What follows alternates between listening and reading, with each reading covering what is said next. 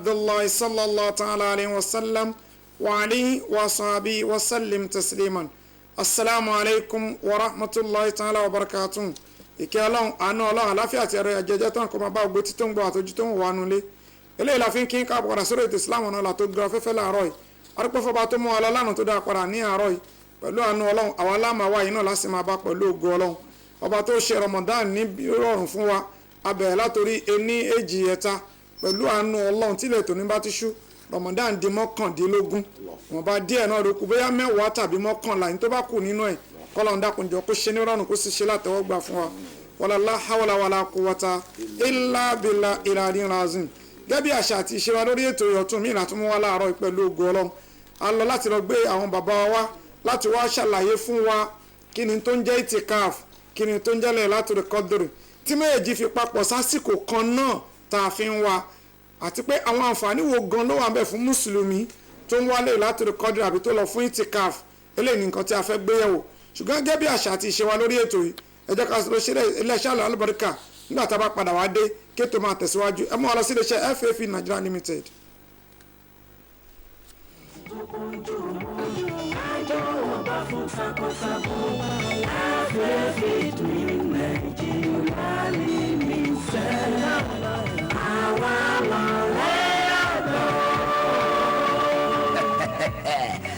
feed meal ọjọ́ kan òjò tí borí ẹgbàá ọ̀dá níbi tí wọ́n ti ń pèsè oúnjẹ fún ọ̀sìn bíi adìẹ tòlótòló ẹja màálù àti bẹ́ẹ̀ bẹ́ẹ̀ lọ pẹ̀lú èròjà bíi ginseng soya meal fish meal cottonseed cake àgbàdo oyster shell àti bẹ́ẹ̀ bẹ́ẹ̀ lọ tá a tó papọ̀ pẹ̀lú ẹ̀rọ kọ̀mpútà láyìíká tó jíire níbi tí iná kì í ti ṣẹ́jú kódà a tún ń ṣàyẹ̀wò sí àìsàn ohun ọ̀sìn gbogbo lọ́fẹ̀ẹ́ gbogbo òògùn wọn pátá ló sì wà lọ́dọ̀ wa lákòótán ẹ̀yin adìẹ kàndùkàndù tó wà fún títà lọ́pọ̀ yanturu lẹ́dínwó. FA Feed Me Global Service Nigeria Limited farm Ogbogbo Ijai Road behind St. Luke's Anglican Church Ijebu Ode Ogun State corporate headquarters number 1 Alhaji Jogo Street off Awokoya Ijebu Ode telephone 08033595545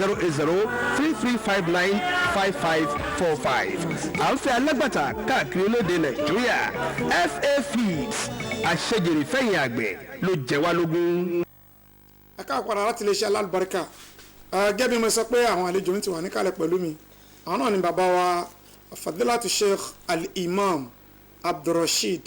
Abdulsalam tí wọ́n jẹ́ chief imam Erinlu Central Mosque. Salamu alaikum wa rahmatullahi wa barakatuh. Wa alaikum salam wa rahmatullahi wa barakatuh. bẹ́ẹ̀ náà ni mo kí Allahul Akram mo kí ustaz wa náà ló ta bá ti rí ìmámù a rí ustaz lẹ́gbẹ̀ẹ́ wọn ṣáá ni bàbá wa ustaz Muhyiddin Ashir. Salamu alaikum wa rahmatullahi. Wa alaikum salam wa rahmatullahi wa barakatuh. náà láì ní dẹ́yìnà pẹ́nu ní tí a fẹ́ gbéyẹ̀wò pàápàá ńgbà tí a wo ibi tí Ramadan dé lónìí pẹ̀lú ògo Ọlọ́run ó di mọ́kàndínlógún àkọ́kọ́ ni pé mo kí ẹ̀yin ìmámù mo kí gbogbo ẹ̀yin àfà fún iṣẹ́ ribiribi tẹ́ ti ń gbéṣe nínú Ramadan kò ń ṣe pé ẹ̀kúkú ṣe nǹkan kan tẹ́lẹ̀ kí Ramadan tó dé ṣùgbọ́n tí Ramadan bá dé arábí àtẹ́pẹ́yàn ti rí nǹkan kan ṣe tẹ́lẹ̀ tẹ́lẹ̀ iṣẹ́ àṣẹ wa wọra gan tẹ̀síórì wáàṣí ìjílóru ìṣàdúà àti bẹ́ẹ̀ bẹ́ẹ̀ bẹ́ẹ̀ lọ kọ́lọ̀ ń dákunjọ kó kún yín lápá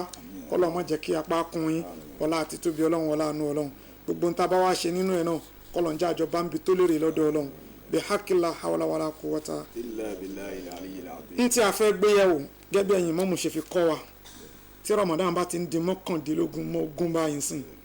àti ń gbójú sókè àti ń wo kí lè fi kọ́ wa Laylatul Qadri itikaf ọ̀pọ̀lọpọ̀ a máa ti di ẹrù báyìí wọ́n fẹ́ máa múra lọ sí itikaf àwa tí àti ẹ̀wà lágbára àti lọ itikaf fún díkan àbí kejì nínú ilé wa náà ẹlòmíì ti ń palẹ̀ mọ́nú yàrá ẹ̀ pé bí yìí ẹ̀ pé ń bí ọ̀tá rẹ̀ ti bẹ̀rẹ̀ mi ṣe ṣùgbọ́n má débi wà bí mo ti fẹ́ ṣàdúrà ò torí tiyín náà ní kinní kan kí láǹfààní tó wà nínú itikaf àti Laylatul Qadri fún mùsùlùmí. alhamdulillah adúpẹ́ fún Ọlọ́run. alhamdulillah. bàbá tí ó ṣọ́ wa di Ramadan. tó. nínú àdá anabuwa Muhammad. sallallahu alayhi wa sallam. èso bẹ́ẹ̀ ọ̀rọ̀ kan láì ṣe kó dúpẹ́. bẹ́ẹ̀ni. ẹgbẹ́ tiẹ̀ so àlọ́ mi máa ń dá ọpẹ́ púpọ̀ ọpẹ́ lákọ̀ọ́dá pé Ọlọ́run tẹ̀ ṣọ́ adọ́dún yìí. alhamdulillah. àwa pẹ̀lú yín nílé ṣì bẹ́ẹ̀ni kò ṣe dandan pé ká tún jọ máa bẹ lọ́dún yìí wàláì kì í ṣe owó dandan ọlọ́run bẹ́ẹ̀ ni kì í Bẹ́ẹ̀ ni. ṣe àkẹ́jẹ́ pé mímọ̀ ṣe wa bóyá nítorí ayílẹ̀ àti kọ́dí tó kọjá bóyá nítorí aṣẹ́ ìtìkáàfù tó kọjá ó kọ̀ wọ́lọ́ láti ṣe bẹ́ẹ̀ alhamdulilayi wà á kọ́ da ọpẹ́ fọlọ́ alhamdulilayi rabbil alamin falálẹ̀ amúdòlé zawàlá zakali ìkọ́ni náà wọn lọ́wọ́. walal hamdu fi za wala zakali walakin lakal hamdu fi za wa zaka walakin lakal hamdu fi za wa zaka. arábìnrin kan náà tó ti kọjá náà tó yẹ pé ọlọ́run jẹ́ kí wọ́n rí òun sìn wọ́n sì máa ń gbé lẹ̀ ní wọ́n máa fi ń gbé àsápò lẹ̀ gbogbo obìnrin pátá wọn náà pè ní rọ́bì àtọ̀nà àdáwìyà ó wà gbogbo tọ́lọ́run ṣe fóun ó wà mú kálàmù ó wà kọ́ ó mú kálàmù ó ní wàlá alhamdu. falal hamdu fi za wala zakali. ó ní ntọ́lọ́run ṣe yìí àfi kí n dúpẹ́ torí pé ó kọjá àlàkà yìí wàlá zakali. kàlí. ṣé lè ti bá ní tuntun wọlé tó tún ṣe yìí kò tọ́ sí mi. walakin lakal hamdu fi za wa zaka walakin lakal hamdu fi za wa zaka. òun ọ̀tún òun òsì bí tóun ti báyé bí tóun ti kọ́ bẹ̀rẹ̀ ayé wọ́n bá jùlọ lórí ọkọ ẹ̀ àti lórí ìbádà òun rí pé ọlọ́run ló lọ́pẹ́ tó náà wà náà dúpẹ́ fọlọ́run wà lára hamdu fi. walal hamdu fi za wala zakali. ohun tó lọ́run ṣe ó pọ̀ lóyún ẹ̀yin là àwọn bá yín lọ́dún tó kọjá àwọn àrí pẹ̀lú ibi lájọ wa àwọn pẹ̀lú àfa náà lájọ wa ṣé aníṣẹ́ kan tó fi tọ́ sí wa ni wàlá kí n là kalẹ̀. hamdu fi za wa zaka walakin lakal hamdu fi za wa zaka. ìyẹn jẹ́ ọpẹ́ lọ́dọ̀ ọlọ́run alhamdulillah. ọlọ́run wọlá ọpẹ́ ọlọ́run tó bá dùn àyín ṣàkárí tún. lazidannakum ọlọ́run jẹ́ aṣọ pọ̀lọpọ̀ láyé. àmín ntí ẹni ká wáyẹ̀ wò yìí itikaf náà kò sí ntí ó jẹ́ bẹ́ẹ̀ ju pé àánú lọ́lọ́run fẹ́ ṣe fún wa fa pápá jùlọ àwọn ọmọ anabi Muhammad sallallahu alaihi wasallam torí pé kò ń ṣe àwa kọ́kọ́ ṣe sunnatul qadimah ni kò ń ṣe àwa ó dídá anabi ọlọ́run anabi Ibrahim ní suratu Bakara ọlọ́run sọ fún eré anabi Ibrahim àti Ismail wàá dínà. وإذ جعلنا البيت مثابة للناس وأمنا واتخذوا من مقام إبراهيم مصلى وعهدنا إلى إبراهيم وإسماعيل أن طهر بيتي للطائفين والعاكفين والركع السجود. ẹ ti wí kò ṣe àlàkọ́ṣe ọlọ́run dídí paná bí ẹ láṣẹ ni pé ìwọ àtọmọ rẹ ẹ tún Káàbà yìí ṣe lè tọ́ ìfínà. للطائفين والعاكفين. àtàwọn tó bá ṣe tààfù bẹ̀ tán máa rọ kíkà ẹ̀ wàlá ákìfín àtàwọn tó yẹ pé wọ́n wà káfà wọ́n làzámọ̀ so wọ́n á kọ̀ dúró síbẹ̀ wọ́n máa ṣèbádà. والركع السجود. àtàwọn tó máa rò kú tó forí kọlẹ̀ fọlọ́run so sunnatul qadimah ni so ọlọ́run kọ́ àwọn ọmọ fi ṣàánú àwọn kúkú ṣẹ́kù lọ́dọ̀ tàánù kì í ṣàlà kọ́kọ́ ṣe àmọ́ tí wọ́n pè bẹ́ẹ̀ ní bó ṣe mọ́ ó ní pé kéèyàn ṣe itikaf lédè náà ni pé kéèyàn lázàmọ̀ nǹkan kéèyàn dún nímọ̀ nǹkan. الاعتكاف هو إقامة على شيء. kéèyàn dún nímọ̀ nǹkan kan ó yẹ tákàfà máa wò ó so mọ́ nǹkan yẹn. فقيل لمن لازم المسجد. àwọn lèmọ̀ lázàmọ̀ al-masjid àwọn sọ pé ẹni tó bá dún mọ́ mọ́ṣáláṣí tó dún mọ́ mọ́ṣáláṣí. وإقام العبادة فيه. tó wá pé àkóyè kókò dédé wà ń bẹ̀ wà kọ́mọlì ìbáàdà fi ó bẹ̀ sí máa sí náà ń bẹ̀ ó ń kírun ń bẹ̀ ṣe subhanallah ń bẹ̀ ó ń ṣe tasbihati ń bẹ̀ tàlílì ń bẹ̀. معتكف وعاكف. wà á pè ní mutakif ẹni tó takùtọ̀ lọ́wọ́ lọ́wọ́ ìmọ̀ ṣáṣe wà ákif ìdìbò ètò ìjẹ́ so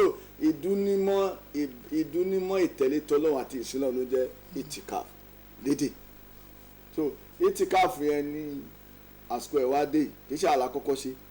mo sọ fún yín ìkọ́ náà wà kódà wọ́n á máa ṣe tí oṣooṣù Ramadan nígbà yà ànábì gan sallallahu alaihi wasallam. kódà àríwáyà kan wá tá ìṣàgbà wa pé ànábì ó ti ṣe tìkáàfù rí fi àwa akhiri Shawwal ní oṣù Shawwal ànábì ìtàkàfà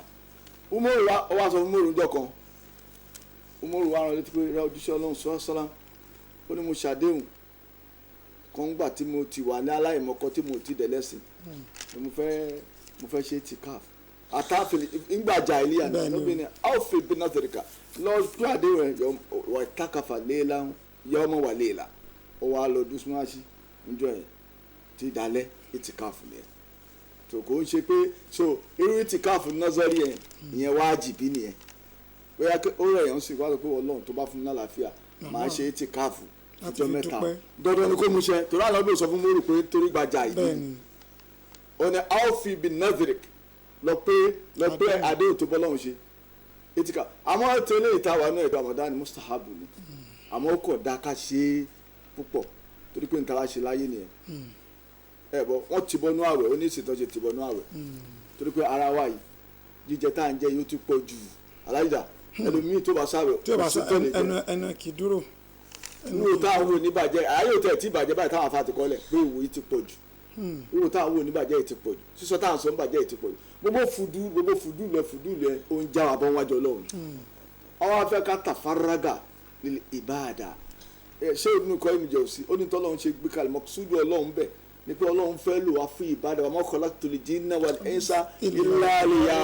liya'budun. sọ Ọlọ́run wá ní ok ó dà mo fẹ́ lò yìí fún ìbáàdà jíjẹ tẹ̀jẹ̀ ń jẹ yìí ó ń disturb ìbáàdà yìí ẹlòmíì tó bá jẹun kò ní lè sùn lóru ṣé ẹ ló máa jíjì tajud ẹlòmíì tó bá mú nǹkan tó pọ̀ jù lóru tó bá mú nǹkan tó pọ̀ jù lọ́sàn yóò yàgbẹ́ gburu mọ́jú ṣé ẹ ní ó ṣe tajud ó dà ẹ foṣù kan lẹ̀ oṣù kan àkọ́kọ́ yóò máa jẹ́ oṣù ọpẹ́ olóṣù Ramadan ọpẹ́ kí là ń dábẹ̀ ọpẹ́ alukuran là ń dábẹ̀ alábí ò torí kọ́kọ́ gba àwẹ̀ di pé torí kuran sọ̀kalẹ̀ ní oṣù yẹn lọ Ọlọ́run ní kò gba ṣukuran ní inzali kuran torí pé kuran sọ̀kalẹ̀ ó gbọ́dọ̀ gba ẹ̀ láti dúpẹ́ ní oṣù yẹn ló sì bẹ̀rẹ̀ sí máa sọ̀kalẹ̀ ẹlẹ́ẹ̀kejì náà àwọn tá à ń tẹ̀lé káwa náà gbà àwọn ẹnu àwọn akọ́lá kọ́ gbà كما كتب على الذين من قبلكم بسم الله الرحمن الرحيم يا أيها الذين آمنوا كتب عليكم الصيام كما كتب على الذين من قبلكم لعلكم تتقون. akọ́lá kọ́ ṣe ìtìká so láti rí pé láti gbé wa súnmọ́ lọ́hùn ní ìtìká fún wa fún a wà ń bẹ̀ fún ìjọ mẹ́wàá ìparí ó dẹ̀ jẹ́jọ́ mẹ́sàn-án a lè wọ látàlẹ́ yìí ó dẹ̀ di fájìrì àárọ̀ la a wà máa ṣe ìbàdàt a máa kírun lóru a máa ka Quran lọ́sàn-án a ní gbọ́bọ̀ kígbọ́ a máa ṣe tẹ̀síbíàt lọ́sàn-án yóò wá gbé wa dun tọ́lọ́ ń fẹ́ ká dé gan tọ́lọ́ ń fẹ́ láǹfààní ara wa ni ká ìbàdà wa lè pọ̀ ó gbọ́ wọn fún un láti ta fílẹ̀ yóò jẹ́ kára ìtàfárágà lé ìbàdà ara ìdojúkọ Ọlọ́run tààrà tábà dojúkọ Ọlọ́run bẹ́ẹ̀ àwa ní nígbàgbọ́ pé a ṣe ti Yorùbá mọ́ ẹ fi kún àdúrà àdúrà yẹn ò tó ni ẹ gbọ́ tó bá fẹ́ lo Yorùbá láti fi kún ti àdúrà kó lè ba lágbára ọ̀rọ̀ sọkúsọ nìyẹn àdúrà yẹn ò tó ni ìbádà yẹn ò tó ni so a máa ṣe láti ní ìbádà àkọ́kọ́ ni ẹlẹ́ẹ̀kejì yóò gbé wa ìbádà yẹn ló máa gbé wa súnmọ́ Ọlọ́run ẹlẹ́ẹ̀kẹta yóò jẹ́ sábàbù istijaba fáwa gan n tá n béèrè Ọlọ́run ṣe fún wa ntọ́jú ẹni ká ṣe ń tìka fún yẹn. tó tabawo itikaf àlàyé rẹ ti ṣe yìí Laylatul Qadr torí pé méjèèjì náà là kó pọ̀ Laylatul Qadr fẹ́ni tí ò tiẹ̀ lọ ṣe itikaf tó wà nù ilé ẹ̀ kí láǹfààní ẹ̀ kí làwọn nǹkan tó yẹ ká ṣe nínú ẹ̀ fún mùsùlùmí. ẹni tí ó bá wà nílé ẹ̀ náà ó máa wá Laylatul Qadr náà Laylatul Qadr kò déédéé wá àwọn tẹkidiraati kan wà tọ́lọ́ máa ń ṣe nínú ẹ̀ tẹkidiratul yaumi ó ń bẹ ń bẹ tẹkidiratul yaumi ó wà ń bẹ tẹkidiratul sanawi ó ń bẹ ń bẹ tẹkidiratul umuri ó wà ń bẹ ẹ máa bọ̀ tẹkidirul umuri wà ẹlẹ́ẹ̀kejì tẹkidirul sanawi tẹkidirul aami tẹkidirul aami wà ẹlẹ́ẹ̀kejì ẹlẹ́ẹ̀kẹta ń bẹ tẹkidiru yaumi bó bá wọn tẹkidiri àti yìí ó ní ká ṣàlàyé ẹ̀ káwọn yọmọ ta torí ẹ̀ gbé láti kọ́ di kalẹ̀ takdiratul am ẹ̀yà kí ló ń jẹ́ bẹ́ẹ̀. takdiratul am an tu'mina bil qadari khairihi wa sharrihi. asa takdiratul am gbogbo agbọ́dọ̀ gbàgbọ́ pé abẹ́ kádà ara wa khairihi wa sharrihi. ààrùn bọ́m̀bẹ̀ láhazara lil qadar kò sẹ́ni tó lè ṣọ́ afúkádàrà ìyẹn takdiratul am nìyẹn agbọ́dọ̀ gbàgbọ́ pé an tu'mina bil qadari khairihi wa sharrihi. gbogbo wa nìyẹn ẹni orí jẹ lónìí Ọlọ́run ló ní kó rí jẹ ibi táwa náà wà yọ Ọlọ́run kádà àbí káwà ń bẹ̀ ni ẹni ń gbà Ọlọ́run ló ní kó gbà ẹni ò gbà náà kò wọ́n Ọlọ́run pé kó gbà ni tọ́lọ́ bá wọ́n Ọlọ́run pé kó gbà yóò máa gbà ìyẹn takdirul am lẹ́lẹ́kejì. takdirul umri. takdirul umri ó bá wọlé iṣẹ́ Ọlọ́run ni takdirul umri ó ní tí Ọlọ́run ti parí ẹ̀ lórí ẹ̀dá kọ̀ọ̀kan Ọlọ́run ni ìyẹn ó ṣẹlẹ̀. na ahadakum yujma'u khalquhu fi batni ummihi 40 yawman nutfatan. ìyá máa ṣẹlẹ̀ sí wa tó bá kó wa jọ lógójì ọjọ́ àkọ́kọ́ nutfa. táwa nínú ìyá wa. nínú ìyá wa ẹ máa bí tán lọ. summa yakunu alaqatan mithla dhalika. tó bá kó òró mi yẹn yóò di alaqatan bá ṣe ẹran yóò di alaqatan yóò dẹ̀ jẹ́ kíkí lẹ́yìn agbọ́ láfta ogójì ọjọ́ kejì ó di mélòó ó di kele ó di méjì. summa yakunu mudghatan mithla dhalika. yóò wá di bá a ṣe ẹran tó bá di ogójì ọjọ́ ẹlẹ́ẹ̀kẹta ó wá kú wọ́n fẹ́ ṣe takdirul umri fún ọ̀yà. summa yursalu ilayhi al-malaku fayanfukhu fihi ruha. a sì wá ní màláìka ọlọ́wà ní màláìka lọ́ba lọ fẹ́mi sí lára nínú ìyá ẹ̀ ń bẹ̀. ويؤمر بأربع كلمات. nǹkan mẹ́rin kan màláíkà kọ́lẹ̀ takdirul umuri kò sí ní tààrí fi dọ́ọ̀jì ẹ̀ ọ̀yà kílà àkọ́kọ́ bẹ̀. bí katibi riziki. ó dá sí kí nígbà kó jẹ wọ́n ti kọ́lẹ̀ alájìdá bí katibi riziki wọ́n ti kọ́lẹ̀ jọ ẹ̀. wà á jẹ́lì. ilé ìgbà tó ní ká kú máa lo oògùn rán ẹ tó bá kọ ọdún 5 fún oògùn lè gbọ́dọ̀ ọdún 6. ayọ̀dé ọlọ́run kò lè ṣàánú ẹ̀ oògùn tó lù ẹ̀ kó jẹ́ kó lọ àlàáfíà àdọ́dún 5 yẹn pé àmọ́ pé yóò wá lé sọ́mọ méje àtìlẹ̀ méje ò lè jẹ́ ó lé. wà á mà lì í. àti iṣẹ́ tí ó ṣe láyé ọlọ́run ti kọ́ màlẹ́kà ẹ̀ ti kọ́. wà á ṣákì iyọ̀ àwọn sa'idun.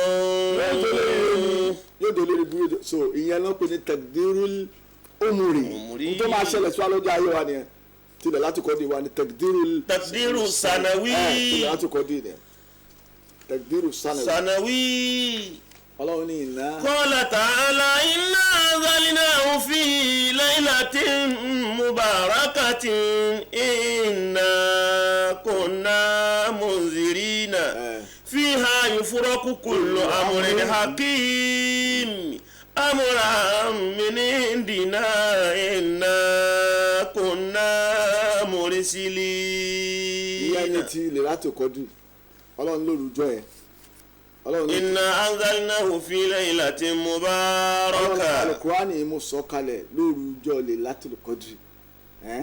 inna kunna munzirin. ọlọ́run mú kìlọ̀ jọ yẹn orúkọ ẹ̀ kìlọ̀ àgbàtàkẹ́ fíyà. fiha yufraqu kullu amrin hakim. bí tá a lọ ni ìjọ tí wọ́n pògùn tó lọ́ọ́ bá fẹ́ pín ni eléyìí tí ń ṣoríire bọ̀ ó sùn ọlọ́run wò pé ẹ lọ já wálẹ̀ eléyìí tó ti ń bèèrè látọdún tó kọjá takdirul sanawi ọdọọdún ni wọ́n ń gbé ọ̀rọ̀ wa wò ni ọlọ́run fúnra ní gbòò lórí àwọn mọ̀lẹ́kà pẹ́ lọ gbédé wọ́n bẹ́lẹ̀ ń bi wọ́n bá níbi ìbádà ọlọ́run ní kí ló ń bèèrè kí ló lè tó wá látọdún tó kọjá ló ti ọlọ́run ní ẹ̀ stamp ẹ̀ eléyìí tí bímọ ní ẹ̀ stamp ẹ̀ eléyìí ẹ̀mí gígùn mà ló ń tọrọ ṣé àwọn kókò mọ̀ ètò mà ló tẹ́lẹ̀ ọlọ́run ní kí báwo ló ṣe ń tọrọ ẹ̀mí gígùn kí ló wà ń bí ọ̀mí kí ló kọ́ fún tẹ́lẹ̀ kí ló kọ́ fún tẹ́lẹ̀ ní màláìka ẹ̀kọ́ wọ́n ní 80 ní ọlọ́run ní ẹ̀sọ́ di 100 gbàtà àmọ́ tó kọ tẹ́lẹ̀ jẹ́ mọ̀ bẹ́ẹ̀ kọ̀ lu ẹ̀mí ẹ̀ so takdiru sanawi ẹni wọ́n fẹ́ ṣe nílẹ̀ láti. fiha yufraqu kullu amrin hakim. wọ́n yanjú ẹ̀. amran min indina inna kunna mursilin. àṣẹ látọ̀dọ̀ mi ọlọ́run ni inna kunna mursilin. àwọn ará àmàlẹ́kà ẹ̀kọ́ wa gbé wa. so ẹni tó bá fẹ́ kí tòun dá ní ìbáàdà kó má fi gbogbo òru rẹ̀ sùn ànábì fi sùn sallallahu alaihi wasallam àdìsí pọ̀ gan rẹpẹtẹ tó pé ìkan wá tó pé wọ́n ní ànábì fúnra yóò yẹ òru yẹn yóò sì jẹ́ àwọn ará wa ẹ̀ kọ́sọ̀ àlàwò yóò jẹ́ ara ilé ẹ̀ pé ẹ bá mi yẹ òru Laylatul Qadri ẹ má sùn àwọn tọ́lọ́run ti parí ẹ̀rọ ni ẹ̀ tó fẹ́ lè máa wo kádàrá báyìí so òru ìbádà ni lẹ́yìn ìgbà náà òru ìsìjábà ni lẹ́yìn ìgbà náà òru àánú Ọlọ́run ni lẹ́yìn ìgbà náà òru tá a fi mọ̀ pé agbára ń bẹ ní Quran abẹ́rẹ́ ń bẹ ní Islam ni tí ó jẹ́ ká ní ìdìrọ̀mọ́ Ọlọ́run tá a ní ìdìrọ̀mọ́ nǹkan míì àfọlọ́run tó dá wa. tó ọ̀rọ̀ láti gbọ́ lẹ́nu àwọn bàbá wa yìí nítorí pé bí òru náà ṣe pàtàkì tó ni wọ́n ṣe ń kọ́ wa lẹ́kọ̀ọ́ pé ká má fi gbogbo òru yìí sùn látàsìkò yìí lọ láti máa wálé Laylatul Qadri nítorí ara wa àǹfààní ara wa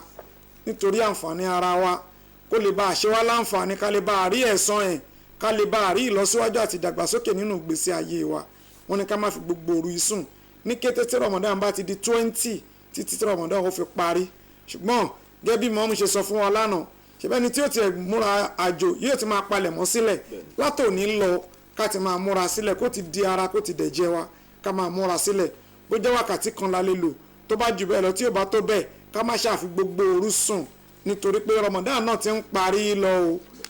àsìkò tá a sì ní bàbá ìmáàmù mẹ́nu bà kínní kan pé ànábì tọ́lọ́run ti parí ọ̀rọ̀ ẹ̀ tó fẹ́ lè máa wo kádàrà òun gò ó sùn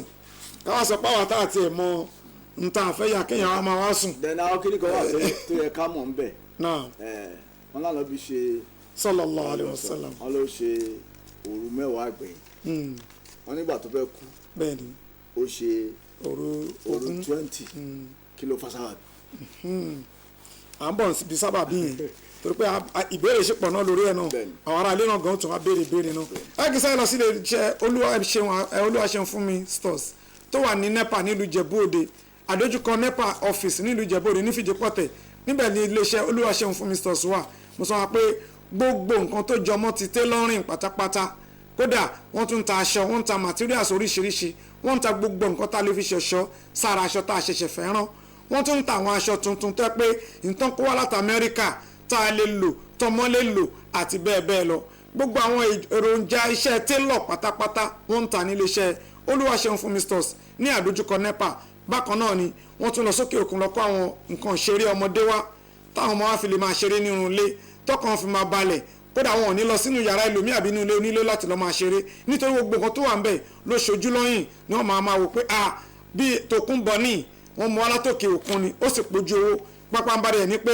owó tí ò wá gara ni wọ́n ń tà níléeṣẹ́ Olúwaṣeun fún mi stores ẹ lọ síbẹ̀ láti lọ bá wọn dòwò pọ̀ tàbí ká pè wọ́n lórí ẹ̀rọ ìbánisọ̀rọ̀ wọn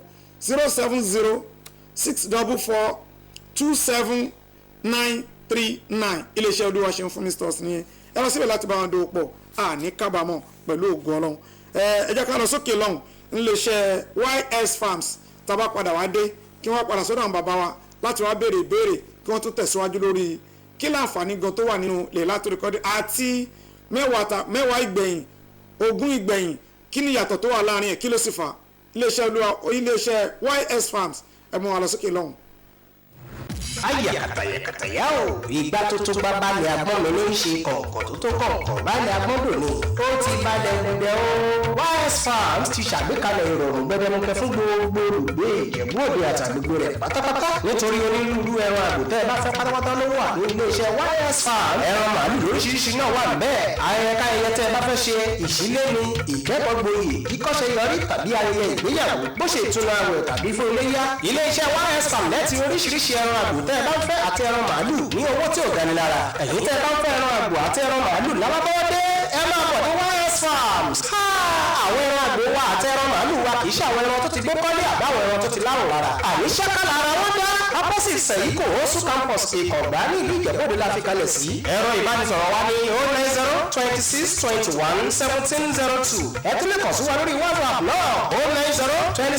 090-26-21-1702 èyí tẹ́ bá fẹ́ tẹ àtẹ̀jíṣẹ́ sí YS Farms lórí ímeèlì yusufadewale752@yahoo.com ní ímeèlì wa ní iléeṣẹ́ YS Farms ẹran àgbò àti ẹran màálù ibẹ̀ ní ilé wọn wà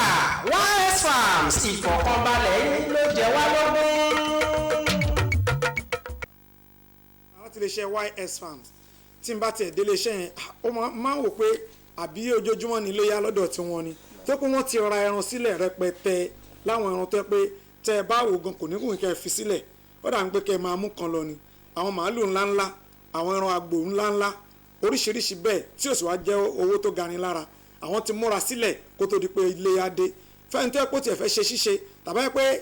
bí Ramadan ṣe ń parí lọ sí parí ìsìn àwọn méjì mẹ́ta lè kóra wá jọ ká lọ ra ẹran ń bẹ àbí ká lọ ra màálù ń bẹ ká pa ká fi ṣọdún kí ni wá dùn kí gbogbo àwọn ọmọ kan tiẹ̀ kan yọ̀ kan rí àsìkò yìí gẹ́gẹ́ bí àsìkò ọdún tí ni wọ́n máa dùn pé kíní bódà ẹ pé léyà náà ni ẹ lọ síbẹ̀ láti lọ bá wọn dòwò pọ̀ a lè lọ síbẹ̀ láti lọ máa mówó sílẹ̀ díẹ̀díẹ̀ àbí ká jọ sọ àsọyépọ̀ láàrin wa eléyìí ni mo fẹ́ o ẹ má ta o èló ní o iye báyìí ni o màá sanwó sínú àkáǹtì yín ṣùgbọ́n tó bá dìgbà yín màá padà wá mú ẹran mi o tẹ́ máa sì bá bẹ́ẹ̀ tí wọn ò ní jàǹbá yín iléeṣẹ́ YS Farms wọ́n wà ní Ìkàngbá ní àdójúkọ Seiko níbi tí oṣù fi ṣe campus yẹn ibẹ̀ gan-an ní iléeṣẹ́ YS Farm wà ẹ lọ síbẹ̀ láti dọ́gba wọn dòpọ̀ ó dá mi lójú pé ìdùnnú lẹ́ẹ̀ máa bá bọ̀ pẹ̀lú ògo Ọlọ́run bàbá wa Imam ẹ lánàá bí ṣe mẹ́wàá gbẹ̀yìn nínú LAYLATUL-QUADRI nígbà tó tún yá tún ṣe 20 èmi tiẹ̀ ń wò pé àbí àwa ta ọmọléke àbí kò yé wa ni àbí àṣìṣe ni ẹ ṣàlàyé fún wa kí ló fà. àwọn àfáà sọ fún wa pé ká mọ̀ pé ìkan wà tánà bí ò ṣe ìdí ẹ̀sìn náà ló máa jẹ́. Allahu Akbar ẹ̀ ló wá fi ló fi wá wò pé àfi ká ṣe. láì tó dẹ̀ mọ̀ pé yóò máa ṣe gbẹ̀yìn. Allah. so àwọn aláwọ̀ mọ̀ ìta máa ṣe gbẹ̀yìn. so tá a yẹ pé dédé ṣe 20 ẹ̀ tó fi wá pé ó wá jẹ́ pé ọdún tó kọjá a kò ṣe nítorí sọdún ẹ̀ wọ́n kàn sọ pé ló ṣe 20 ni pé níbẹ̀ ni pé àwọn omíìsì kan ìkan nínú ẹ̀ tí ò ṣe omíìsì ìtìkáfù látòkọ́dé kan ló wá ṣe 20. jẹ́ ká dá padà lára mọ̀ pé ntí ó wà tún ṣe gbẹ̀yìn gan-an. so táwọn bíi tọ́lọ́run ti ṣàánú ẹ̀ bá lè ṣe bẹ́ẹ̀. ó dẹ̀ ní tó ń jẹran pé òun ò fẹ́ míìsì kankan nínú ẹ̀. kí wàá là wá ó dẹ̀ ní ó láwọn má jẹ̀mú ètò dájú ni pé wọ́n fẹ́ kó jẹ́ pé ẹni tó máa ń ṣe ìtìkáfù wọ́n fẹ́ fún kó jẹ́ pé yóò wà nínú ààwẹ̀ èèyàn lè ṣe láìsí kó wà nínú àwẹ̀ bọ́ tó dájú. tó dájú ni pé kó wà nínú àwẹ̀ kẹsàn-án lè pé. àwẹ̀ náà aláàkọ ara balẹ̀ alájì tajú ṣé wọn pé tó bá sáwẹ̀ ẹ mọ̀ pé gọ̀rọ̀gọ̀ wá pọ̀. bẹ́ẹ̀ni. ṣé ẹ mọ̀ bẹ́ẹ̀. bẹ́ẹ̀ni bá a ṣe fọ̀ tún mu tí láàmú mọ ilé. àti tó bá jẹ́ pé ó wà nínú àwẹ̀ ara ẹ̀ ti kọ́kọ́ balẹ̀. bẹ́ẹ̀ni. àfààní ìzá halatil hidayatu qaliban. wa ìzá halatil hidayatu qaliban nashatatil ibadatul a'da lil ibadatil a'da. ààrẹ tá à ń gbà ìṣe mọ̀ pé a ti kọ́ sọ ìdáyà sí wa lákàá. bẹ́ẹ̀ni. àfààní ìzá halatil hidayatu qaliban. ọlọ́run bá ti fi ọ̀nà kan ọkọ̀ kan tọ́lọ́run bá ti ní kó ìdáyà ọlọ́run bá ti sọ̀kalẹ̀ sí nínú ààrẹ tá à ń gbà yìí gbogbo àti dẹni ọlọ́run àti yàtọ̀ sí tí ọ̀sẹ̀ àti yàtọ̀ sí tòjú kọjá. nashatil ibadatil a'da. ẹ rí i pé láti jọ́sìn fọ́nà gbogbo ara pàápàá jí péré so wọ́n ṣe fẹ́ pé kó jẹ́ pé aláàwẹ̀ àwẹ̀ la fi ń ṣe ìtìkáf ara wa balẹ̀ a lè fèsì ọlọ́run yẹn lẹ́yìn náà ọ̀rọ̀ mọ́yáṣí ètò dájú náà ní kókó jẹ́ mọ́yáṣí mẹ́ta yẹn kánà bí sọ pé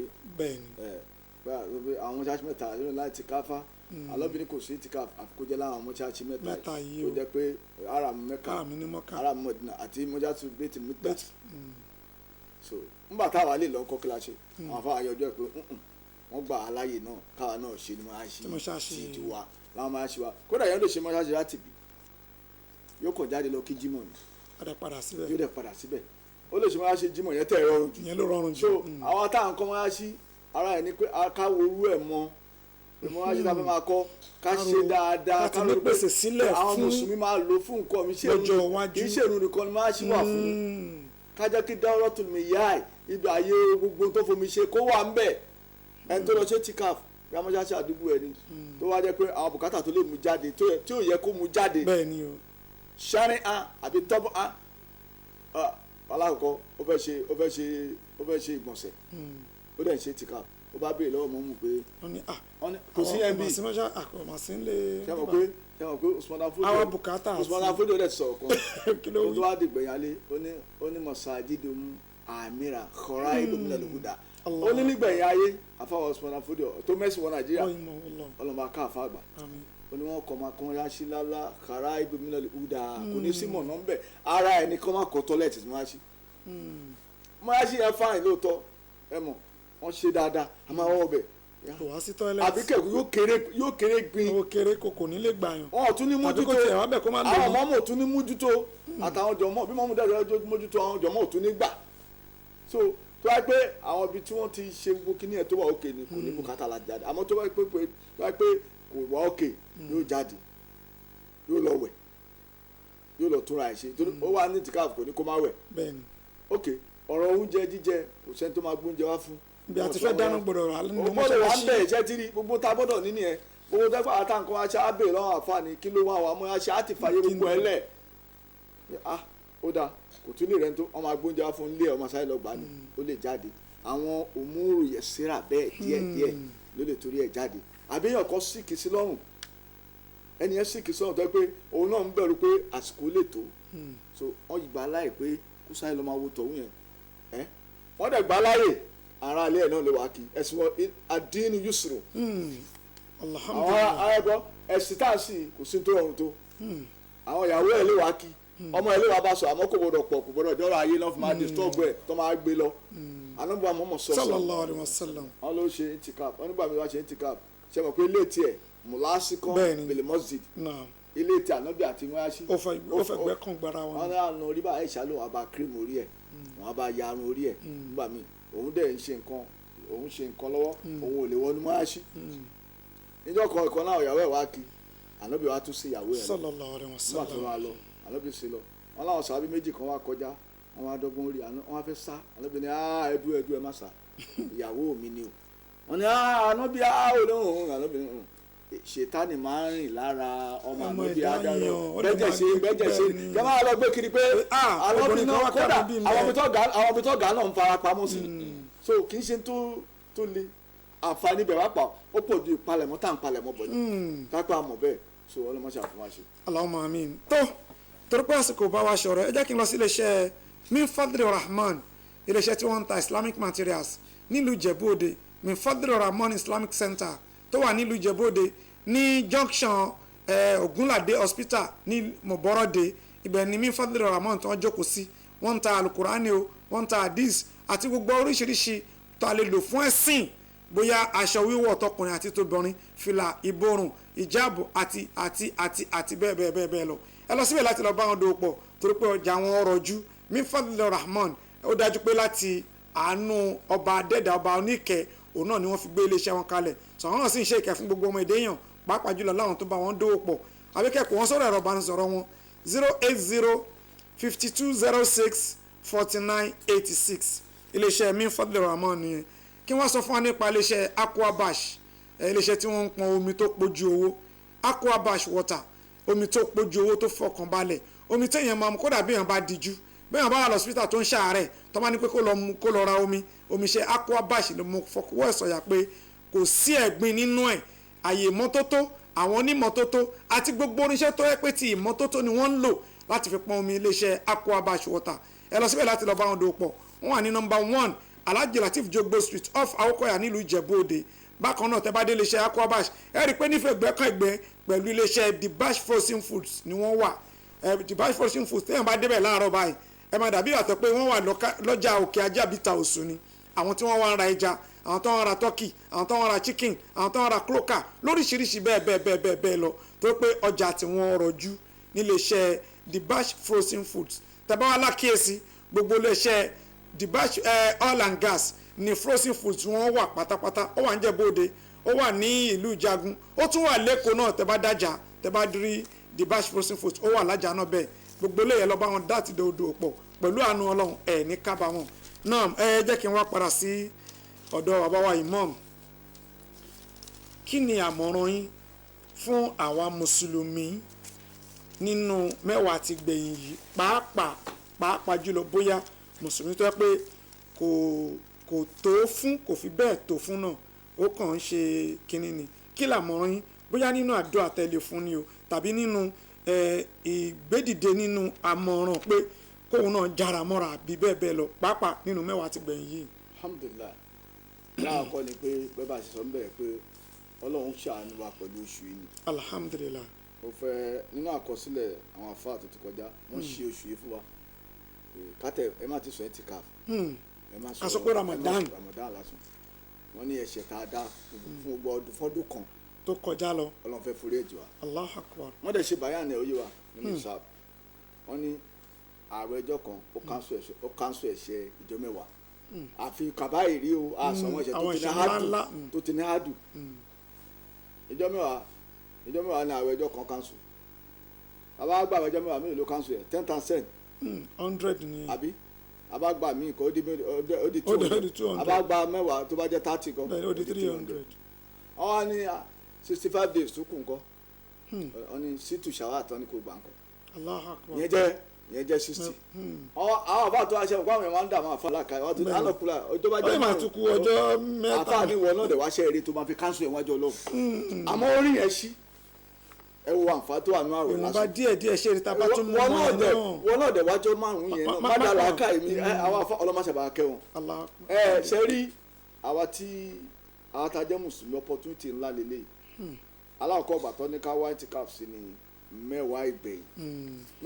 yẹn náà yóò wà tahara o. عن عائشة رضي الله عنها أن رسول الله صلى الله عليه وسلم قال تهروا ليلة القدر في الوتر من العشر الأواخر. ọ̀nì ká wá sí wítìrì ẹ̀ máa gbọ́ ká wá sí wítìrì ká wá sí 21 23 25 27 29 kí ló dé tó fi jẹ́ bẹ́ẹ̀. ọlọ́mọba káwọn àfa pàápàá àwọn tó mọ àwọn àfa tó mọ òṣùlù yẹn ọlọ́mọba ṣàbà ṣàánú wọn. wọ́n tó pé Laylatul Qadri kèé dúró sójú kan kò ń ṣe pé tó bá wá ní 23 lọ́dún 27 ló wà àbí 25 ló jẹ́ pé káṣá make sure pé à ń tájẹ̀ tiẹ̀. láàrin márùn-ún yẹn. ok báwo la ṣe wá ṣe márùn-ún ẹ̀ kákú wà ń bẹ̀. mẹ́wàá gbẹ̀yìn bí ọba ti mú mẹ́wàá ti gbẹ̀yìn wá ọjọ́ márùn-ún ti wà láàrin ẹ̀. àwọn táwa jẹ́ mùsùlùmí tá a wà ń bẹ̀ àbí àwọn táwa lé kátà ẹ̀ka ti yànnà fúlà púpọ̀ tẹ̀kídìrú sanáwí yóò ṣẹlẹ̀ wọ́n á yí ọ̀rọ̀ wa padà kò sí láṣà kàfé kò sí ó gbà pé ibi táwọn afojú gbàdúrà sí ni àti ibi táwọn àfáà dẹ̀ dojú gbàdúrà sí ibi táwọn àfáà dẹ̀ àwọn àfáà ti kọjú sàdúrà síbi owó pé àdúrà tó ṣe ò tí gbàǹgbà tó ti ṣe láti ò tí lówó kò ló mọ́tò kò tí ì kọ́lé. àwọn àfọ Ọlọ́run ò ṣe bẹ́ẹ̀ Ọlọ́run ò tẹ̀ fi ẹgbẹ̀lẹ̀ gbàdúrà táwọn gbàdúrà rẹ pé kéèyàn òun súnmọ́ Ọlọ́run sí gbígbàgbọ́ ẹ bá ṣe ń dàgbà sí. ní oṣù máa súnmọ́ Ọlọ́run ní oṣù. tọ́ àtúlẹ̀ ìsáni bọ́rúdí àtúnṣe yádàtúlẹ̀ ìmánì bí mọ́tẹ̀sí ìlú tọ́ àtúlẹ̀ ìsáni bí mọ́tẹ̀sí ìlú tọ́ àtúlẹ̀ ìsáni. táwọn àfàgbà ní pé ẹ̀yàn wọn máa dàgbà lọ́dọ̀ Ọlọ́run gbàdúrà bí ìmọ̀ni ẹ bá ṣe ń dàgbà sí. so ìyẹn ní ká gbà so sì ń fẹ́ tí ká fẹ́ gbé akímọ́ni wa dàgbà lábẹ́ ẹ̀ wá ní gbàdúrà ẹ̀ máa wá ti wá ṣẹlẹ̀ so àwa táwa ń lé ẹ jẹ́ ká gbà pé àsìkò opportunity wa rèé àǹfààní lélẹ́yìí àǹfààní ńlá owó tá a bá wá ẹ jẹ́ ká bèèrè Ọlọ́run máa fún wa ẹ má lọ bá èèyàn mi ò ní kẹ́ má láàfá o èwo ló tó wá sọ mi ò ní kẹ́ má lé àmọ́ ẹ̀yin náà lágbà àti súnmọ́ Ọlọ́run fúnra yín ẹ ká sókè báyìí kọ́nà dẹ̀dá yín lóhùn lóòótọ́ a máa ju ara wọ̀rọ̀ fáná bá dùn kún fọ́kọ̀ bá dé dàrájà àti a máa súnmọ́ àwọn àfa ẹ lè rán àfa àmọ́ ilé Ọlọ́run fún gba náà ní opportunity ìwọ náà máa wulẹ̀ rán yàn. bá Ọlọ́run sọ̀rọ̀ fún rárá ẹ. tó bá tẹ̀lé fẹ́ ràn náà ìwọ náà wí fọ́lọ́run. kẹ́ni ẹ tó tún bá ẹ wí. Ọlọ́run fẹ́ gbọ́ so àsìkò wí tiwa rèé tó láwọn mùsùlùmí mùnáfìkì bẹ́ẹ̀ ni àwọn ibìkan ló ń ṣe ìṣọ́ òru àwọn ìṣọ́ òru tí ti dé o tó jẹ́ authentic word látọ̀dọ̀ Ọlọ́run ẹ má sùn àwọn ìtàwọn èèyàn máa ṣe nítorí táwọn èèyàn máa ṣe ọlọ́bẹ̀ yọ kọ káwọn èèyàn jọjọ́ kan mú kéèkì máa mú mineral máa mú kóòkì máa jẹ bisikíìtì. ìyẹn àwọn tá a gbélẹ̀ gbogbo àwọn tá a gbélẹ̀ ìyẹn ò tí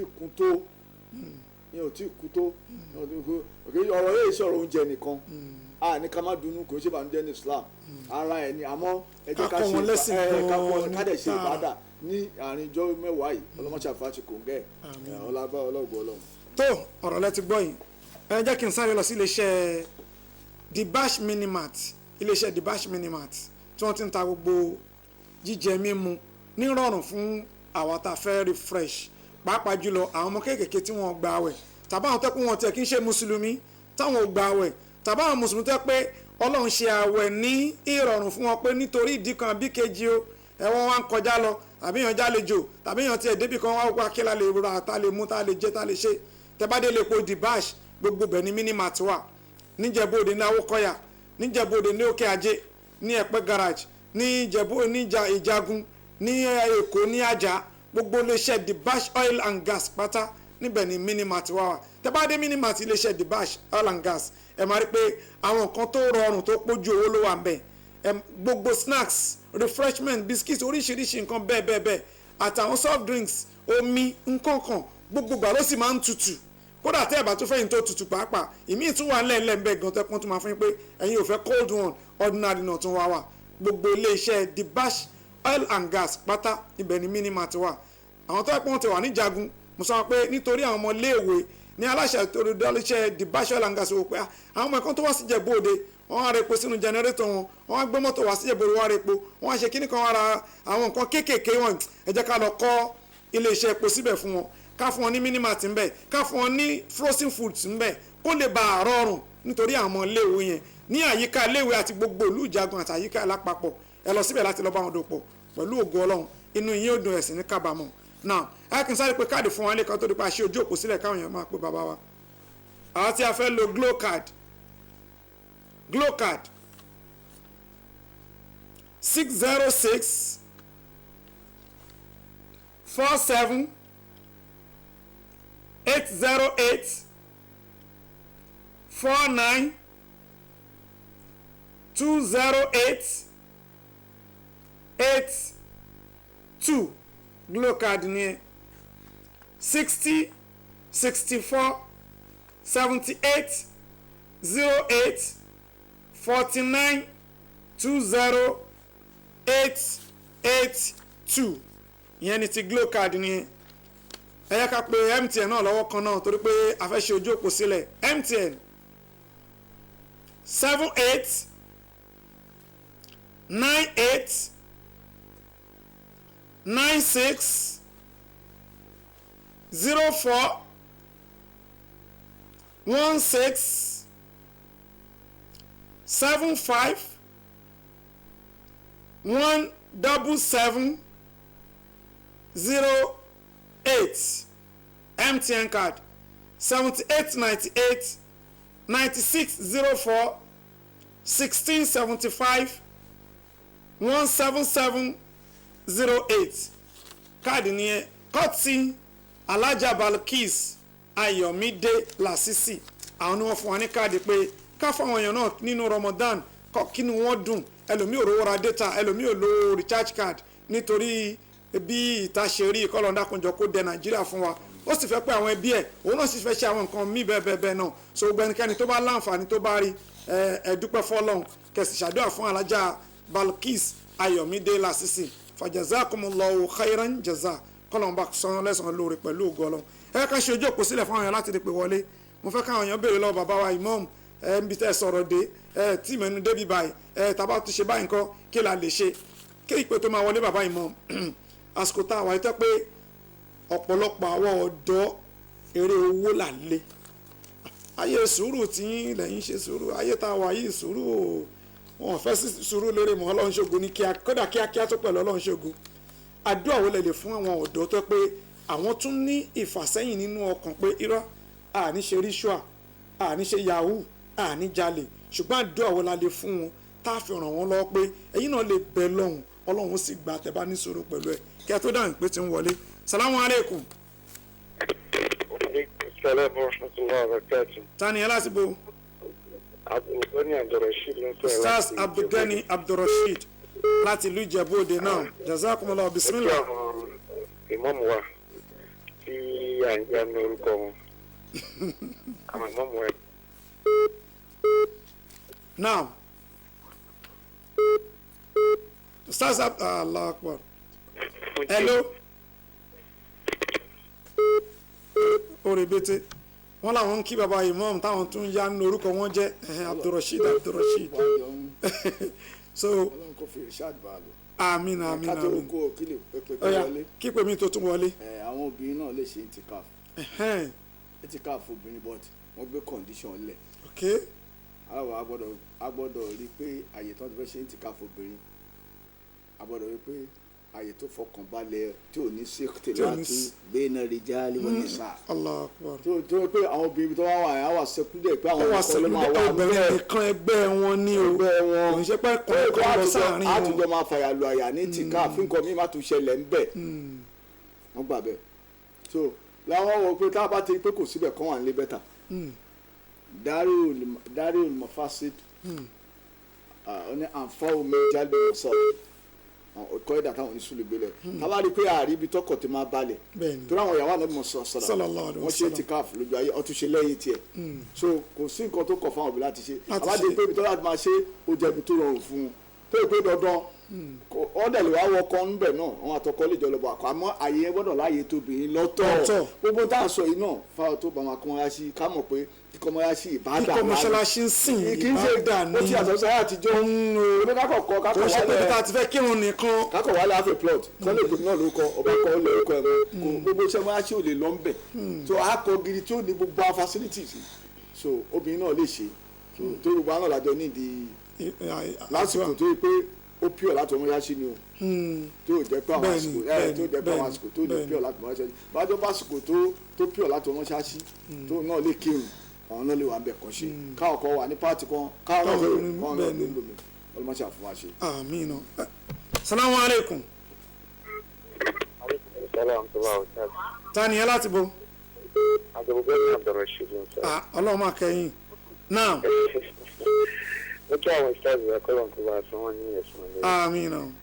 mo gbà tó fẹ́ kán tún gbà àwọn èèyàn mọ̀ràn torí pé oríṣiríṣi là ń rí ní itikaf lónìí wọn yà á ní wọ́n ń ṣe itikaf a máa rí ìṣesí oríṣiríṣi eré tó gbé pé nǹkan tó ní ẹgbẹ́ itikaf kalẹ̀ ìgbàsọ́rọ̀ kò lè bàa gbádà ká lè fi súnmọ́ lọ́wọ́ bá ká lè fi ṣe ẹlòmíì fíìmù ní social media ní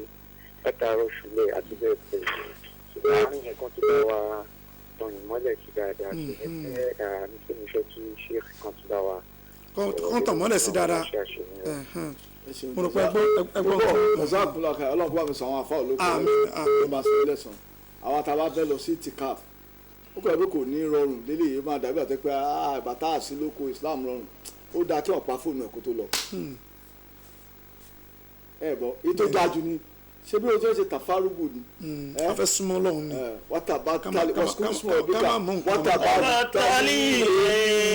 tẹ̀bùtìlà. wọ́tà bá táwọn aṣọ́dọ̀ lọ́wọ́ tẹ̀bùtìlà ó dáa tọ́lọ́ ń bá gbà ọ́ láyè bẹ́ẹ̀ gbogbo tó o bá bísíǹsì ọmọ àpè ẹ̀ kò sí tọ́lọ́ ò lè mójú tó fa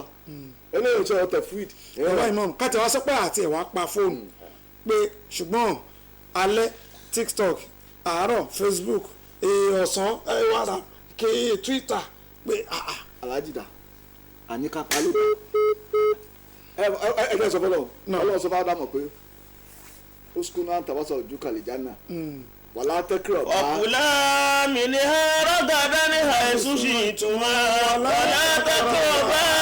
àti ìṣàjàrọ̀ táfàtẹ̀kùnà mìíràn sọ̀lìmí. wàlá tẹ́kìrọ̀ bá ló sọ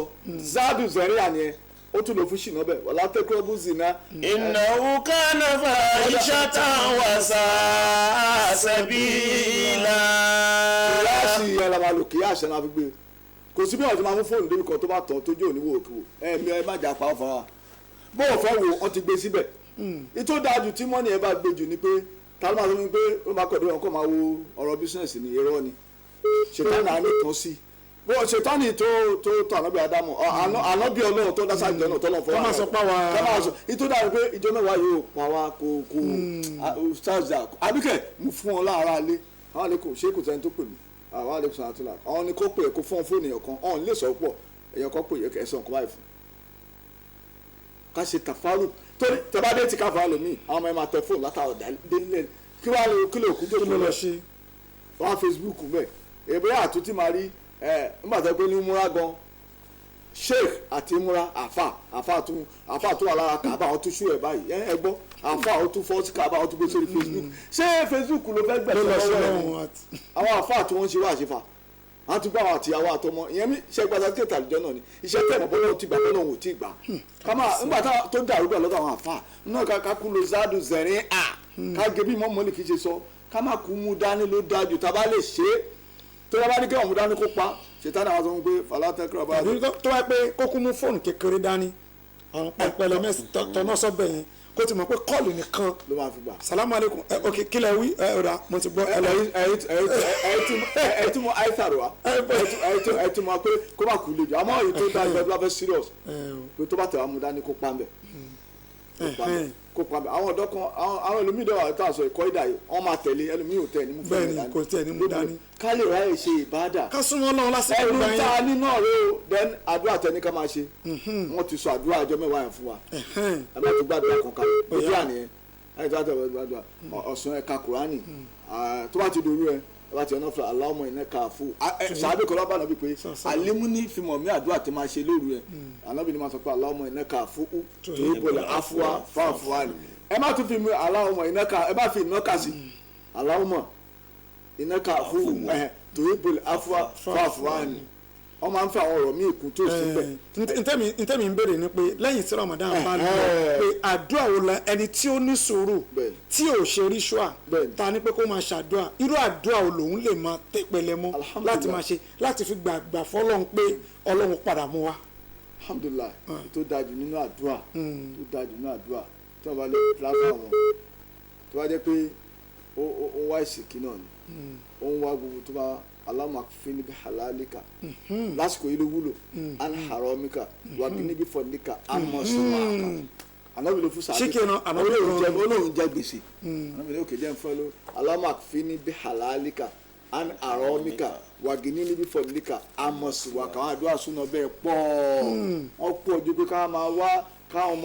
ọmọ kéèké ti gbé ọṣẹ tẹlifí fi ń wẹ̀ kí yá àti bàbá ẹ̀ dẹ́ mọ̀ kábíyèsí ọlọ́run ṣe akámá sọ̀rọ̀ ni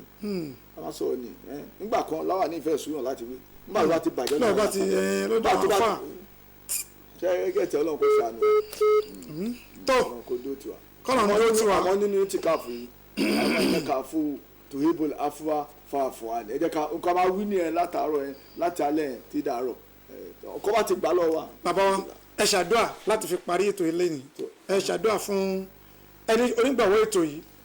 Alhaji Yekin Olúbọ̀mí Ṣòyẹ̀wò ẹ bá wa fún wọn ládùúà àti gbogbo àwọn tó ti ń ṣe onígbàwọ́ ètò náà lápapọ̀. ẹni tí ó gbé tó ìkàlẹ̀ Alhaji Yekin Olúbọ̀mí Ṣòyẹ̀wò Ọlọ́run kó bá gbàdúrà ẹ̀ àmín náà bá a lè kó ṣèjábà fún àmín ẹ̀wọ́ tó náà ṣe Ọlọ́run jẹ́ kọ́ bàtà bàtà àmín àmín àmín ẹ̀san ṣe dáadáa ó pọ̀ lọ́dọ̀ Ọlọ́run pàápàá jùlọ nínú oṣù yìí náà Ọlọ́run wọlé oṣù yìí má jẹ́ òrapà àṣàbò Allahumma àmín náà bá a ṣe dáadáa fún tó pọ̀ Ọlọ́run àmín àbí àwọn tó ti ń gbé tò yìí tó ti ń gbé bọ̀ lọ́kùnrin lóbìnrin ọlọ́mọṣà sọ gbọ́ lẹ́sọ̀ọ́ àmín náà wala hawla wala quwwata illa billahi al-aliyyil azim tẹ́jọ́ dàrú Ọlọ́run kó bá a sọ yín lẹ́sọ̀ọ́ Allahumma àmín náà Ọlọ́run kó bá a gbà yín láyè jù báyìí lọ àmín ó wà mùsùlùmí Ọlọ́run kó wọlé oṣù yìí Ọlọ́run kó gbàdúrà wa Ọlọ́run kó ṣàánú wa Ọlọ́run gbogbo etí à ń rò bóyá àbí eléyìí lẹ́sọ̀ àbí Ọlọ́run kó fọkàn wa balẹ̀ sí díẹ̀ sí wa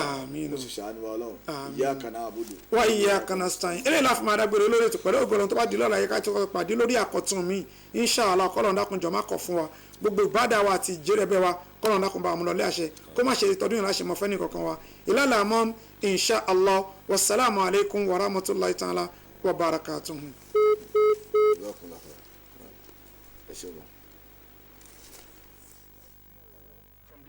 Stable of FA Global Services comes the Bash Oil. The Bash Oil and Gas with their ultra-modern mega station located at 85 Olukoko Street, Balogun Kuku Road, Ijebu Ode.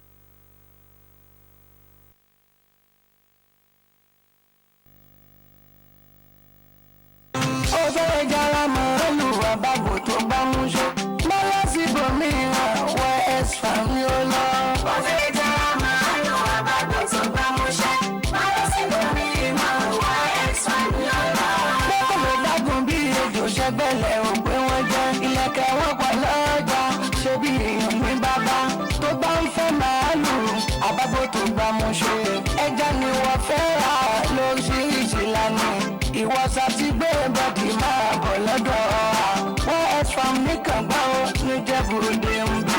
Opposite is Echo, Osu campus. Your satisfaction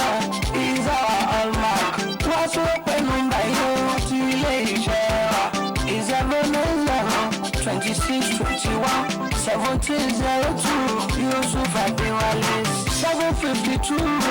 at yahoo.com. Samedi mewa waba wanobo kaje owo bakira.